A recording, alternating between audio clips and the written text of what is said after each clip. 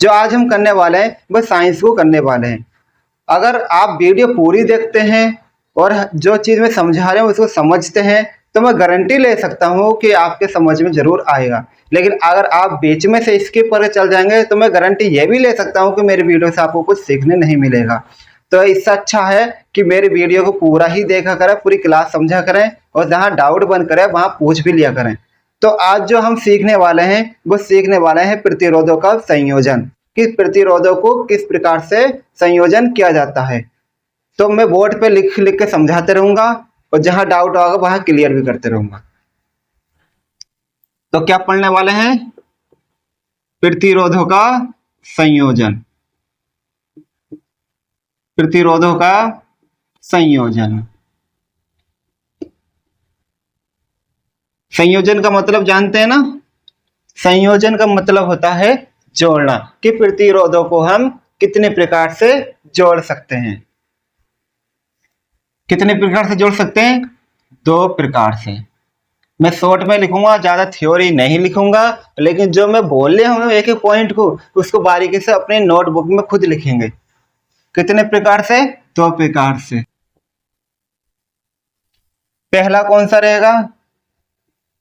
पहला रहेगा श्रेणी क्रम संयोजन। श्रेणी क्रम संयोजन। और दूसरा वाला कौन सा है? समांतर क्रम संयोजन। समांतर क्रम संयोजन। इसको दूसरे नाम से भी जानते हैं पार्श्व पार्श्व क्रम संयोजन। इस बात को ध्यान रखेंगे, किताबों में किसी में समांतर क्रम है तो किसी में पार्श्व क्रम भी है। तो परेशान होने की जरूरत नहीं है कि भाई हमारी किताब में पार्श्व है समांतर क्यों नहीं, दोनों एक ही बात है। श्रेणी क्रम को जानते हैं। इसमें विद्युत धारा सभी प्रतिरोधों में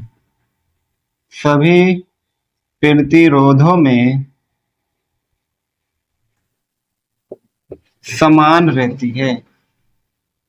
समान रहती है, ठीक है ना?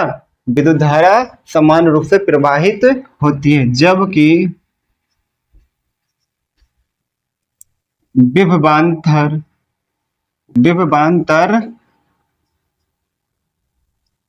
अलग अलग होता है।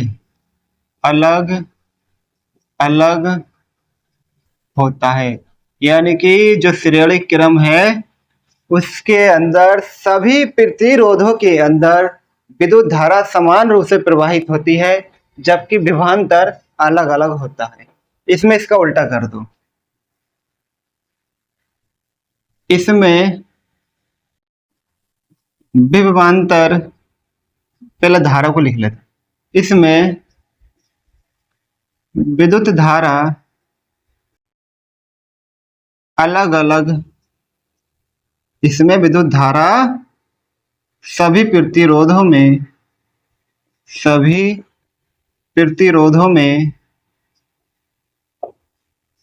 कैसी रहती है? अलग अलग होती है। अलग अलग बहती है, प्रवाहित होती है। जबकि क्या? जबकि बताओ? विभवांतर। जबकि विभवांतर कैसा रहता है? समान रहता है। समान रहता है। हर एक प्रतिरोध में विभवांतर यहाँ पर क्या रहेगा? समान रहेगा। मैंने ये क्यों बताया है, क्या जरूरत पड़ रही है मुझे? क्योंकि मैं जब फॉर्मूला कराऊंगा ना तो इनकी ही जरूरत पड़ेगी। यहाँ से ही हम आइडिया मिलेगा हमें कैसे फॉर्मूला का निर्माण करना है। अगर ये नहीं समझा तो फॉर्मूला तुम्हें परेशान करते रहेगा, बार बार किताब पलटवाएगा और दिखवाएगा तुमसे। इसको समझ लिया तो तुम्हें जरूरत नहीं है ज्यादा। ये हमने इसका क्या कर लिया? बेस बना लिया। अब हम स्टार्ट करते हैं पहला क्रम, श्रेणी क्रम संयोजन। श्रेणी क्रम संयोजन कि श्रेणी क्रम हम कैसे सीखते हैं सीरीज में। श्रेणी को तो सीरीज में, ठीक है ना। मैं पहले चित्र बना लेता हूँ एक छोटा सा। इस तरीके से मैंने बनाया और यहाँ में 3 प्रतिरोध जोड़ दिए मैंने। एक ये जोड़ दिया, दूसरा मैंने ये जोड़ दिया, तीसरा मैंने ये जोड़ दिया। इस तरीके से यहाँ मैंने एक स्विच लगा दिया ऑन ऑफ करने वाला, ठीक। इसके बाद चलते गए और यहाँ पे मैंने एक बैटरी भी जोड़ दी। इस तरीके से एक बैटरी भी मैंने कनेक्ट कर दी है। इसको मैं कहूँगा R1, इसको कहूँगा R2, इसको कहूँगा R3, क्योंकि 3 प्रतिरोध मेरे पास है तो तीनों का अलग अलग नाम देने भी बहुत जरूरी है। अब विद्युत धारा यहाँ से चली, बैटरी से तो निकलेगी, इस तरीके से चल रही है। तो भाई देखो विद्युत धारा सेम चल रही है, किसी में कहीं मुड़ थोड़ी रही है, सीधी जा रही है बिल्कुल। तो विद्युत धारा इसके अंदर भी क्या रहेगी, I होगी। इसके अंदर भी क्या होगी, I होगी। इसके अंदर भी I रहेगी। सब जगह विद्युत धारा I रहेगी, क्योंकि I चली और I ही रही और यहाँ आके वापस मिक्स हो जाएगी। इसके बाद जो इसके अंदर विभवांतर होगा वो सबके अंदर बदला हुआ होगा। इसके अंदर V1, इसके अंदर V2, इसके अंदर V3, तीनों के विभवांतर अलग अलग रहेंगे। अब इसको पहले नोट कर लीजिए ताकि मैं इसको मिटा सकूं। नोट कीजिए। अब मैं आगे का बताने वाला हूं। 3 प्रतिरोध हमने माने थे R1, R2, R3 और 3 क्या होगा इसके अंदर विभवांतर होगा, तो V1 और V2। तो लिख लेते हैं, माना R1 में V1, R2 में V2, कैपिटल बनाओ, स्मॉल में नहीं कैपिटल, इस तरीके से। R3 में V3 विभवांतर लगे हैं। हमने मान लिया कि 3 प्रतिरोध जो थे उनमें R1, R2, R3 क्या है, इसके अंदर विभवांतर है। तब क्या होगा, R1 में क्या होगा, फिर इसके बाद में विभवांतर। R1 में विभवांतर क्या होगा, तो फॉर्मूला लगाएंगे ओम का नियम। ध्यान रखना ये पूरे फॉर्मूले में ओम का नियम रहेगा। पूरे जो डेरिवेशन बना रहे हैं उसके अंदर ओम का नियम ही लगने वाला है। ओम के नियम से, ओम का नियम लगाओ भाई। क्या होता है, R बराबर B बटे I। इस चीज को ध्यान रखना, यहाँ हमें क्या निकालना, क्या चीज अलग अलग है, इसमें विभवांतर अलग अलग है। तो विभवांतर का फॉर्मूला ही लगाना है, पर यहाँ R का मान निकल रहा है, यहाँ B का मान निकाल लो। ये I R के पास पहुंचा दो तो बनेगा B बराबर RI, ये फॉर्मूला बनेगा, ठीक है। ओम का नियम ये वाला लगाना है, B बराबर RI वाला लगाना है। लिखेंगे से, सूत्र B बराबर RI से। तो भाई यहाँ B की जगह क्या आगा, B1 आगा, क्योंकि R1 के अंदर कौन है, B1 है। R की जगह क्या आगा, R1। I सेम है सबके अंदर, सेम I सबके अंदर, तो I तो नहीं बदलेगा। समीकरण नंबर 1। इसी तरीके से R2 में विभवांतर R2 में निकालेंगे तो क्या होगा, फॉर्मूला लगाएंगे B बराबर RI से। तो वही यहाँ पर क्या बनेगा, B2 और यहाँ R1 था पहले, अब किससे क्या आ जाएगा, R2 और I सेम रहेगा। ये समीकरण नंबर 2 कर लेंगे। इसके बाद अब निकालेंगे R3 में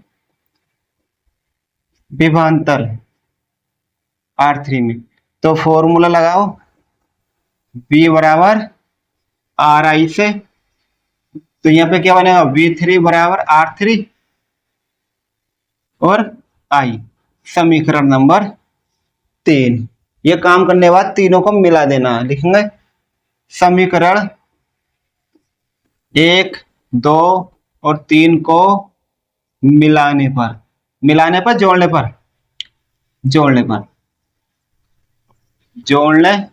पर यदि कुल विभवांतर कैपिटल बी हो, तो कहने का मतलब है अगर कुल विभवांतर कैपिटल बी हो तो अब क्या करेंगे, तीनों को जोड़ देंगे। यानी कि जो b बराबर बनेगा वो बनेगा v1 प्लस का v2 प्लस का v3। तो v1 कितना अपने पास r1 i, v2 क्या हो जाएगा r2 i, v3 क्या बनेगा r3 i। ये बनेगा ना, बनेगा, मान लगा दो उठा के, v1 का ये, v2 का ये, v3 का ये, और फॉर्मूला लगाओ कि b बराबर क्या होता है, b बराबर होता है आर आई, b बराबर क्या होता है आर आई होता है। तो ये बनेगा आर आई बराबर, इस सब के अंदर क्या सेम है, आई सेम है, तो आई निकाल लो, बचेगा R1 प्लस का R2 प्लस का R3। इसका आई से इसका आई कैंसिल हो जाएगा, तो बनेगा R बराबर R1 plus R2 plus R3। ये जो फॉर्मूला बन का आया है यही क्या है, श्रेणी क्रम का संयोजन है। ठीक है, ये इसका फॉर्मूला बन का है। अब इसको नोट कीजिए, फिर हम सीखते हैं समांतर क्रम संयोजन। मैंने समांतर क्रम संयोजन का फॉर्मूला के लिए मैंने चित्र बना दिया है और हेड डाल दिए। अब इसको समझते हैं।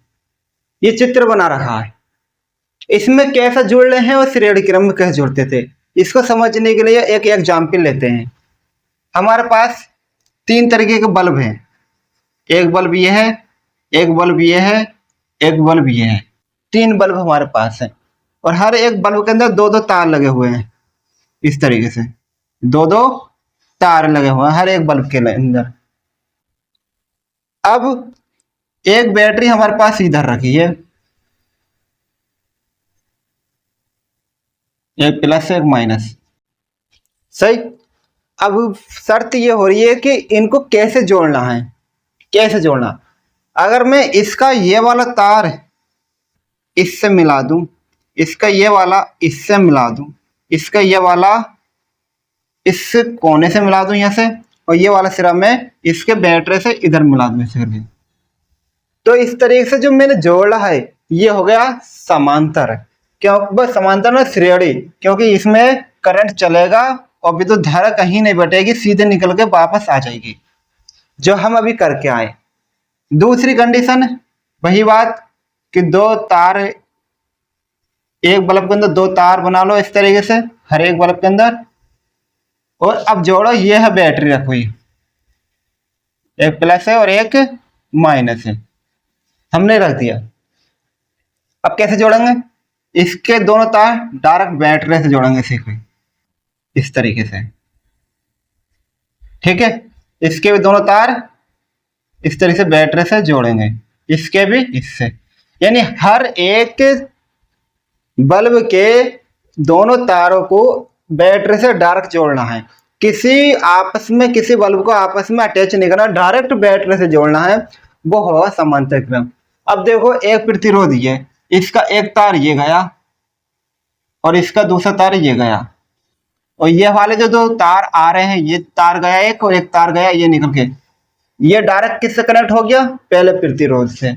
इसी तरह से दूसरे प्रतिरोध के भी 2 तार निकल रहे हैं, वो डायरेक्ट इससे जुड़ रहा है, यानी हर एक प्रतिरोध मेन लाइन से जुड़ रहा है। ये कौन सा क्रम हो गया, ये हो गया समांतर क्रम। ठीक है ना, समझ वाली बात। अब कर लेते हैं इसका डेरिवेशन, जैसे वही वो वाला कर रहा था पीछे वाला, ऐसे इसको करना। लिखेंगे माना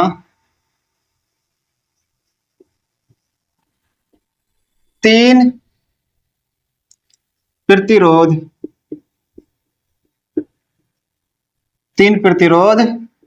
R1 R2 R3 हैं, 3 प्रतिरोध मान लो। R1 प्रतिरोध में विद्युत धारा,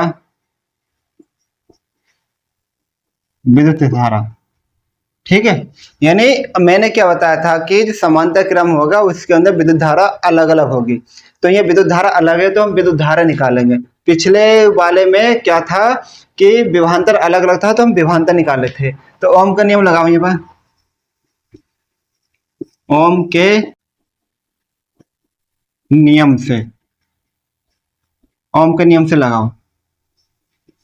तो ओम का नियम क्या होता है, R बराबर B बटे आई। वहां पे हमने V का मान निकाला, अब यहाँ से I का मान निकालना पड़ेगा। तो I का मान निकालेंगे तो बनेगा I बराबर B बटे R। अब बात चल रही है कि R1 के लिए, किसके लिए बात चल रही है, R1 के लिए। तो I की जगह क्या लगा दोगे, I1 कर दोगे, B सेम रहेगा, R1 यहाँ पर R की जगह R1 हो जाएगा। समीकरण नंबर 1 ये किसके लिए हो गया, R1 प्रतिरोध के लिए। अब लिखेंगे R2 प्रतिरोध में विद्युत धारा। तो यहाँ पर क्या बनेगा, डायरेक्ट करूंगा अब मैं सीधे, I2 बराबर B बटे R2।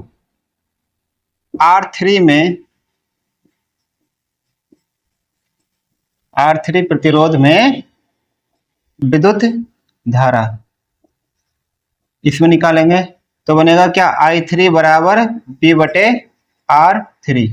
समीकरण नंबर 3। वहां क्या था, कुल विभवांतर निकाला था, तो यही निकालेंगे, माना कुल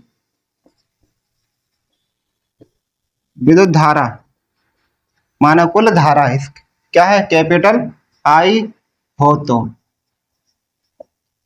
कैपिटल I हो तो क्या होगा, I बराबर I1 I2 और I3। तो भाई I1 का मान लगाओ B बटा R1 और I2 का मान लगाओ B बटा R2 और B बटा R3 हो जाएगा I3 का मान। और I बराबर क्या होता है, B बटा R। तो B बटा R, ऊपर देखो सबके अंदर B सेम है तो B निकाल लो। तो यहाँ क्या बचेगा, 1 बटा R1, 1 बटा R2, 1 बटा R3। और B से ये बार B कट जाएगा तो यहाँ क्या बचेगा, 1 और नीचे R, और 1 बटा R1 प्लस 1 बटा R2 प्लस 1 बटा R3। ये जो फॉर्मूला बन का आया है, ये बन का आया तुम्हारा समांतर क्रम संयोजन में, समांतर क्रम संयोजन के लिए। ठीक है, बस आज की वीडियो में इतना ही। करते हैं अगले टॉपिक अगले वीडियो में। धन्यवाद।